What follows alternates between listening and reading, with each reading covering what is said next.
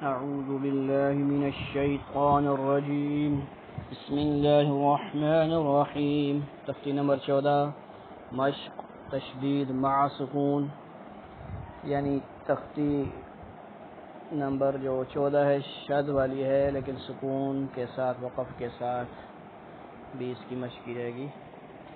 مرو وقف مرو، ربی مدت حقت. اب یہاں جوڑ کی ضرورت نہیں ہے، تقریباً سب کو جوڑ آتا ہے تو جوڑ کے بغیر پڑھیں گے روان سے. حقت خفت تبت، ٹھیک ہے جی. یعنی یہ جو چار ہیں ان میں وقف اور وصل دونوں میں ایسے ہی پڑھا جائے گا. مرو ربی مدت حقت خفت تبت. اس میں بھی تخلت قدمت وقف قدمت والصبح والصبح، ٹھیک ہو گیا. والشمس والشفع بالصبر بالصبر وقف بالصبر.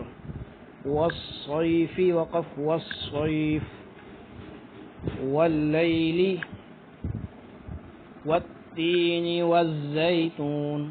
سجيل سجين.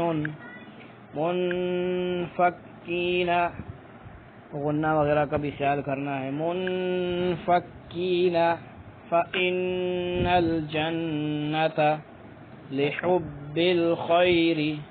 إذا السماء انشقت.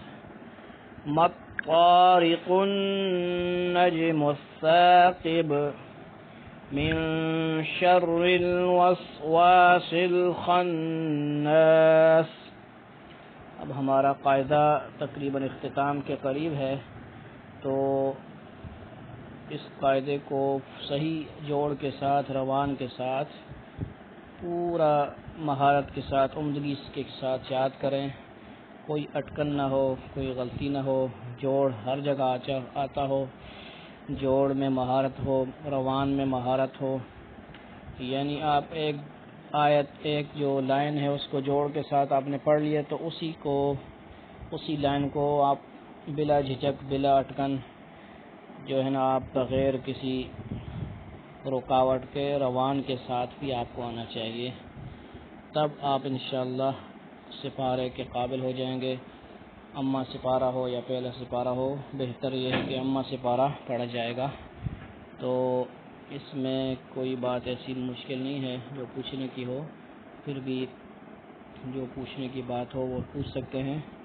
اللہ رب العزت ہمیں صحیح قرآن پاک سمجھنے کی، پڑھنے کی، پڑھانے کی، پورے عالم میں پھیلانے کی، اس پر عمل کرنے کی سب کو توفیق نصیب فرمائے. والسلام علیکم ورحمۃ اللہ وبرکاتہ.